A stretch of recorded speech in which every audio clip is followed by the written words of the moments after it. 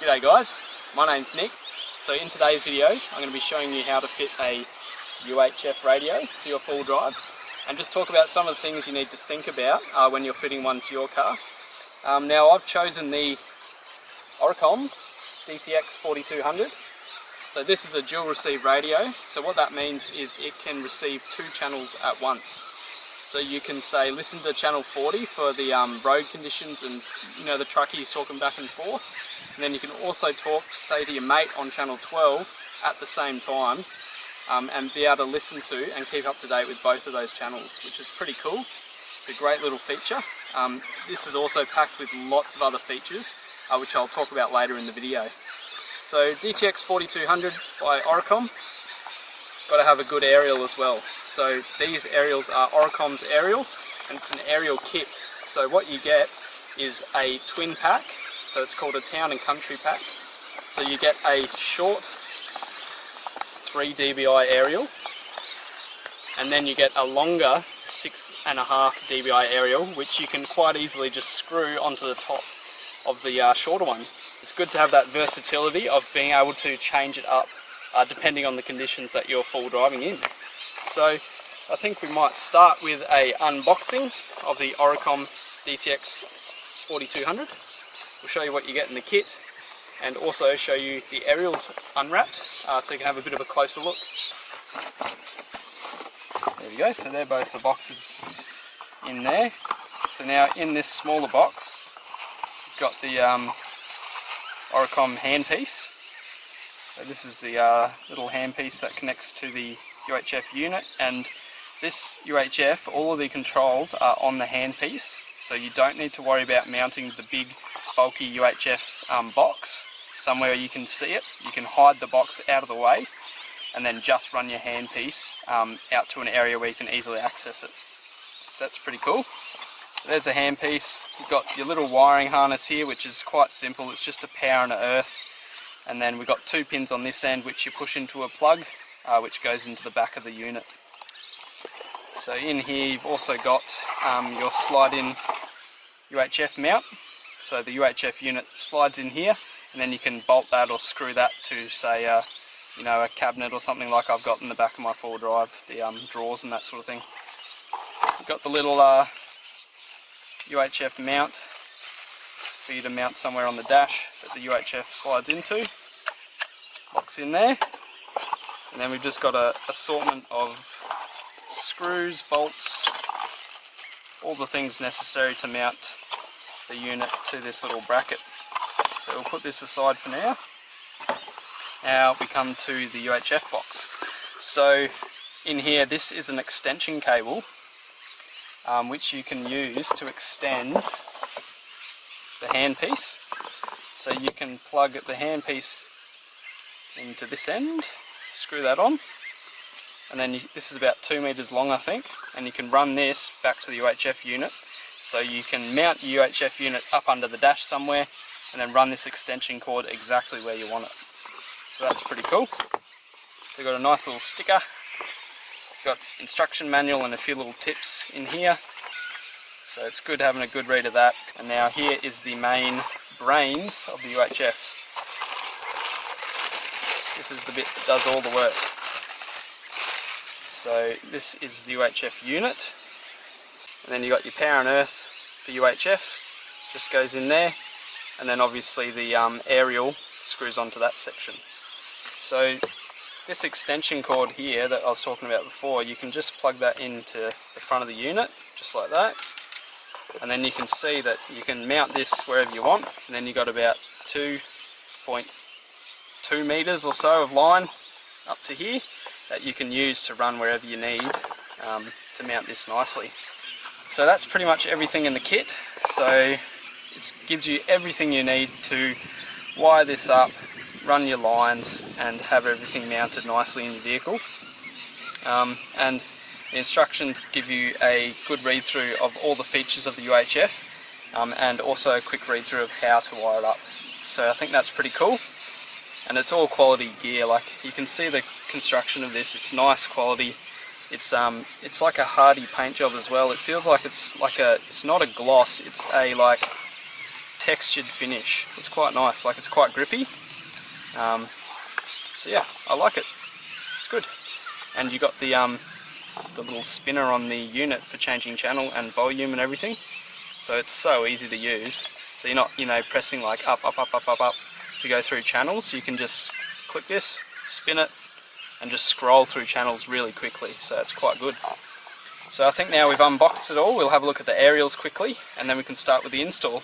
The best thing about this aerial is the ability to transform it from a 3 dBi to a 6.5 dBi aerial. So your 3 dBi aerial is awesome for the hilly terrain and where the signal needs to jump really high. 3 dBi aerial, it throws the signal out in a circular pattern, pretty much evenly from the tip of the aerial. And then to change the aerial tip, we just screw that cap off, put that somewhere safe. We screw this aerial extender on, just like that. And then we've got a little grub screw in here, which we just nip up with the Allen keys supplied. And then we've just transformed our 3 dBi aerial into a 6.5 dBi aerial. So what that means is this 6.5 dBi aerial is awesome for long distance communication.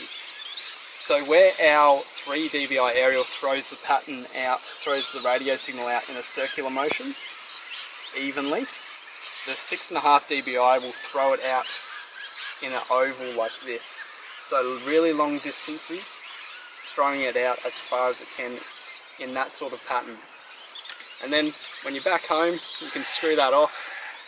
So easy. Screw your cap back onto the 3 dBi. And then you've just converted it back to a 3 dBi aerial, which is going to be perfect for, you know, full driving around home, the hilly terrain and all that sort of thing. So I think that's an awesome feature, and I'm really excited to get this onto the car. So let's get stuck into the install. Alrighty guys, so the first step to the install is to find somewhere to mount the main UHF unit. So the UHF comes with a slide-in bracket, so you can mount that bracket somewhere in the vehicle and then quite easily slide the UHF unit into that, and it'll be nice and solidly mounted to the vehicle. So as well as having a speaker in the handpiece, the unit actually has a secondary speaker on the back of the main UHF unit. So this just helps give you nice, clear, crisp sound, and gives you that sort of stereo effect. So you're getting that sound from your speaker as well as from the UHF unit. So there's a couple of spots in the MU-X where I thought I might want to mount the UHF unit. So after just test fitting it and holding it around different spots, I've decided to mount it over here in the passenger footwell. So just down there. So I've mounted the bracket already, and I'll show you where I mounted it. So I've decided to mount the UHF bracket here in the passenger side footwell, just on this kick panel. So it's keeping it nice and high, so it's probably about 20-30 centimeters out of the footwell. So if I ever did get water in this footwell when I'm going through a river crossing or whatever, it's not going to soak the UHF unit and cause damage, so it's keeping it nice and high out of harm's way. So as well as keeping it high, this is going to allow the speaker in the side of the UHF unit to project out into the footwell and give me nice, clear, crisp sound. So that's the UHF unit now sitting in the bracket, so it just slides up in there and locks in. So it's keeping it nice and high. The speaker's projecting out into the footwell, and that should be a really good spot. Okay guys, so now we just need to take this kick panel back off. So we just need to run some wires through the grommet up here from the engine bay. We also need to run our power wire down this section to the back of my vehicle, where I'm going to power the unit up for my second battery. So to get this trim off, there's a little 10mm plastic nut down in there. So just a little plastic nut, you just screw that off, it's usually finger tight. And then you just pull this seal forward a little bit, and then you can just pop the unit out, just like so. Pop this trim up, and then it'll allow you just to manoeuvre this from under here. That should just come out quite easy like that. So that's where I've mounted my UHF bracket, so you can see it's nice and high in the footwell, and just screwed through into the plastic. So now we've mounted the UHF bracket to this panel. I know exactly where the UHF is going to be mounted, and now we can start running our wiring. So a few things you need to think about when you're wiring in your UHF is, firstly, you have a power and an earth on the back of the unit. So your red wire's your power and black wire's your earth. Now when you're wiring up this unit, you need to just think about how you want to use it.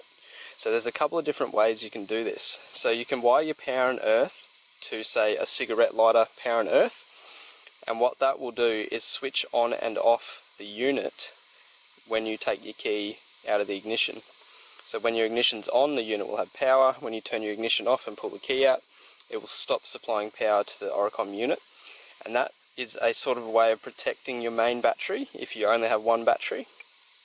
Another way you can do it is just wire power and earth straight to your main battery or your secondary battery, and then you'll have power at the Oricom unit whenever you like, and you just need to turn on and off the unit from the handpiece. So this is the way I'm going to wire up the unit. So I'm going to run my power and earth to my secondary battery. So that means I can leave that UHF on for as long as I want, and it's not going to kill my main battery. So to be able to run the wiring to the back of the vehicle, I'm just going to pop all these kick panel trims off and all these step panels. So these just pretty much pop up. So they're just on little plastic clips just here. So you just need to get your fingers under it and just pop it up, and it'll come up quite easily. So here's the back one. So the back one's the same. You just get your fingers under the edge of it, pop it up like that, quite easy. A couple of little plastic clips and just a little metal retainer there, and it pops up quite easily. So we'll put this aside. So I've unravelled my extended wiring harness that I've made. I'm just going to feed it under this trim here. So usually you don't need to take this trim off, especially when the wiring's this small. You can just feed it underneath, and it should pop through the other side without any dramas. Here's our wiring. So I'll just pull the whole wiring harness through. So I've got all my wiring fed through now into my passenger side rear. So now I just need to feed it up under this trim panel and then out where my other wiring's going. So this is the wiring for the dual battery. So I've got my secondary battery sitting here behind the fridge, and I've also got a fuse panel which I've wired up. So in here it's got power and earth, so I just need to pretty much unclip this cover, pop that cap off, and then we can run the power and earth straight into the fuse panel. So I've run my power and earth right to the back of the vehicle now. So now I just need to put some terminals on it. So I need to put two of these little ring terminals onto the end, just so I can wire it to my power box. So to do that, you just need to cut the wires in half there.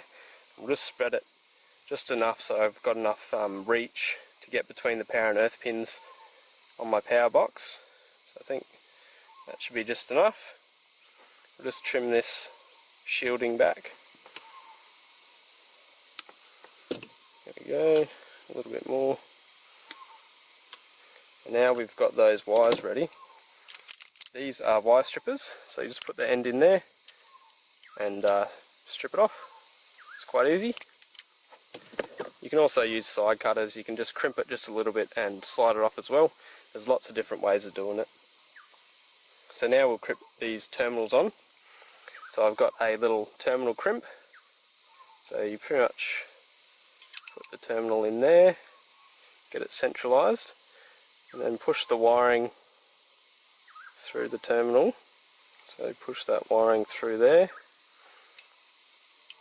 and then crimp that down as hard as you can, and that should give a nice solid crimp onto that wire. So there we go, that's pretty good. So now we'll do the earth cable. So again, let's get it centralised.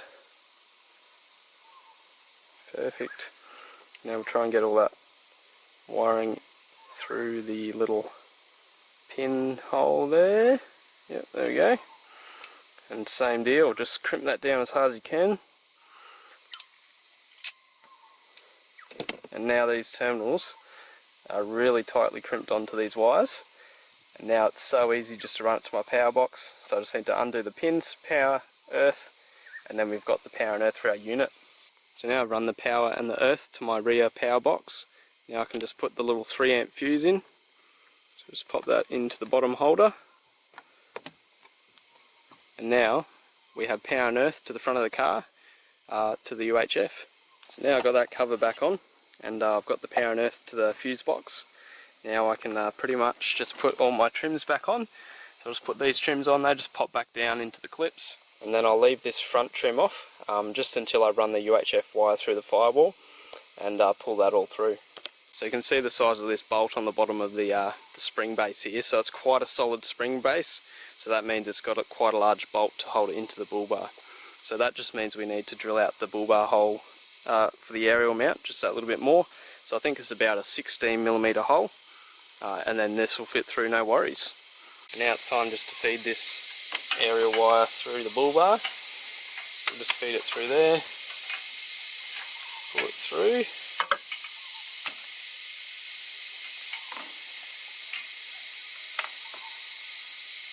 And then mount the aerial like so.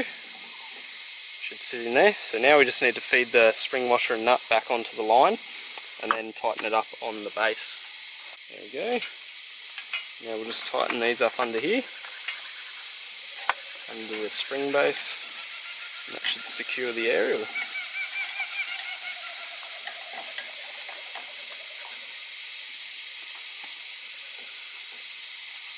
Now I've tightened the aerial, so now it's time to run the line. So I wouldn't recommend putting this through the grill, because if you ever have to take that grill off, you're going to have that wire through that you can't disconnect. So unless you pull it off at the UHF inside the vehicle, you're not going to be able to get that out. So feed this underneath the grill if you can, and then also, because this bull bar doesn't have a slot in it for the UHF aerial mount, there's no way of getting that off the bull bar if we need to take the bar off. So what we're going to do is feed it through, and then we'll keep a couple of wraps of aerial just here, somewhere where it's easy to access. So if they ever need to take the bull bar off for any reason, I've got a couple of loops of line there, so I have a bit of length to play with, so I can pull the bull bar off without having to disconnect the aerial wire. So I ended up popping the grill out and just that top plastic trim, just so I could gain a bit more access in behind here, so I could run my coaxial cable. So I've run it up under the headlight and then through into the engine bay through there, and now I just need to run it up to the back here. So I'm going to run it neatly down here, and then there's a firewall grommet up the back there behind the fuel filter that I'm going to use to feed the cable through the firewall. So you can see this grommet just down here, so this is just behind the fuel filter. I've already got some wiring going through there for my spotlights and for my dual battery system. So because I've already got the spots there, I should just be able to push that coaxial cable through the holes I already have. It should seal up nicely. If you didn't have anything going through there already, all you do is just use a razor blade or a Stanley knife and just put a little slit in that rubber boot, and then you can feed the wiring through there without any dramas. There you go guys, you can see the coaxial cable going through there with my other wiring. Now if you want, you can put a little bit of silicone sealant on this grommet around your wiring to help seal it from water ingress. So you can see the coaxial cable there, so it's come through the firewall no dramas, and I've just got enough length there to plug into the back of the UHF unit. So I've just pulled through the amount that I need, and then the rest is going to stay in the engine bay. So like I was saying before, with all the excess coaxial cable, we're just going to keep it in the engine bay, so just if we do need to take the bull bar off, we have all of this extra length. So I've just run the wiring up here beside the fuse box, I've tucked it all down there, and then put a couple of zip ties on and run it through the grommet. So now we're pretty much done in the engine bay, mounted our UHF aerial, and we've run the coaxial cable into the cabin. So now we can finish off the install back in the cabin. So I've got my power and earth run to the back of my vehicle to my secondary battery, got my coaxial cable run to the aerial, and now it's time to fit this trim back to the side panel and fit the UHF into here. So I've just screwed this little coaxial cable fitting into the coaxial cable adapter. So this is the large adapter, so it can go into the back of the UHF unit. So now I'm just going to mount the UHF unit up in the bracket up here, and then I'm going to plug in my coaxial cable for the aerial and also my power and earth. So now I've put all my trims back on, I've got my UHF mounted here, I've got the power and earth going to my secondary battery in the back, and I've got the coaxial cable going out to the aerial. So now it's time just to screw on the handpiece wiring here, and then we'll route this up along underneath the glove box and then to where I'm going to mount it up on the centre of the dash. So I've just screwed on the handpiece extender cable. So this is about 2 meters long, and we can run this wherever we need. So I'm pretty much going to run it up underneath the glove box, along here, behind these trims, and then through to the other side. And then I want my UHF line to be coming out over under here, and then I'm going to mount it somewhere around here, so it's in plain view when I'm driving. I can quite easily see the channel that it's on. So I've run my handpiece extension cable over to the driver's side. So now I'm just going to clean up the area where I'm going to mount the UHF handpiece mount. I've put the 2 little screws in here with 2 little nuts on the back, and I've also just got some 3M double-sided tape. So this is the high strength 3M tape.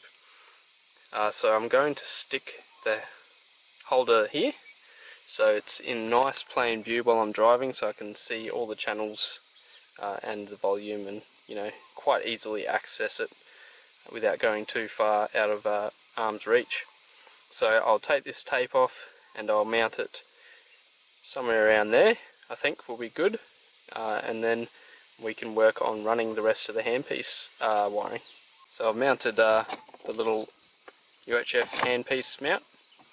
I'm going to run the wiring for this handpiece back this way, so it doesn't rub on my leg every time I use it. So if I run it this way, every time I pick it up, I'm going to be extending that cable, and it's going to rub on my leg and potentially be annoying. So if I run the cable back this direction, every time I pick it up I'll be pulling the UHF towards myself, so it should be a lot better. So with this extender cable, it makes positioning where you want this lead quite easy, so you can pretty much put it wherever you want. So I'm just going to wire that up now. I'll run the lines up behind this trim all the way back here, and then just loop it around a little bit, and then have this main cable just coming out here. So it should work pretty well. Got the line run down here, and then just under the center console there, and then my extension cable runs all the way back to the unit. So the last thing we need to do is check that it all works. So to turn it on, you just hold down the on button, gives you a little Oricom display, and then it'll go to your main channel. So when you first start it up, it'll be in the volume settings, so you can see that it's changing the volume on the channel that you've selected. Now you can press the middle button once and then scroll through your channels. Now this is one of the things I really like about this UHF, is the little toggle wheel here. So you can see how easy that is just to scroll through channels. It's so damn quick, and it makes selecting the channel you want really quick. Because some other UHFs just have the up and down buttons. You're constantly just pressing that button to scroll through 80 channels, and it can be a little bit annoying. So scrolling through channels, that's awesome. One of the other features that is awesome about this UHF in particular is the ability to listen to 2 channels at once. So at the moment you can see that we have channel 20. If I press this swap SRX button, it's also showing channel 40. So that means we are listening to channel 40 and channel 20 at the same time. Now the channel selected now, channel 20, we can communicate on. And then if we want to communicate on channel 40, we just need to press that swap button, and then we can communicate back on channel 40. So that is an awesome feature, to be able to listen to 2 channels at once. And the other cool little feature about this is, every time you hit that talk button on the side, you can see this aerials coming up here, little aerial picture. So what that is, it is a gauge of how efficiently your aerials are working. So because I've fitted Oricom aerials with the UHF unit, it is producing and outputting, the best amount of signal that it possibly can. Now if you had a cheaper aerial or a smaller aerial or aerial not suited, you would see that this would be down to 1-2 bars, or maybe even 3, and you'd know that there's an issue with the signal that you're transmitting. So you can monitor that every time you communicate, which is really cool. So another cool little feature is you can completely customize the background color to whatever you like. So I think that's pretty cool. So there's a bunch of other features that this Oricom has built into it. I don't know them all yet because I've obviously just started up with it. First time using it, so basically I'm going to spend a bit of time getting to know this UHF, and then I'll probably make another video down the track going through all the features and all the things that I really like about this UHF and the aerials. So now I'm just doing a little bit of a radio check. So I've just got on a channel where some people are talking, and I'm just making sure that it picks up the signal okay. Well, thanks for watching, guys. I'm pretty excited to have the UHF and aerials on the vehicle now. Finally have a really good quality set of aerials and a really good quality UHF to work with now. So I shouldn't have any issues with communication now. So tip-top quality stuff. You know, I showed you the build quality of this stuff before, and it is top-notch. So everything I'm really happy with. The installation is quite easy. It takes a little bit of time just thinking about where you want to mount things and where to run the lines, but once you've got it all sorted, you know, it's a pretty straightforward process, and it's definitely something you can do at home yourself. So if you enjoyed this video, please give it a thumbs up and subscribe to my channel, and stay tuned for more four-wheel driving and accessory fitting videos. Cheers, guys.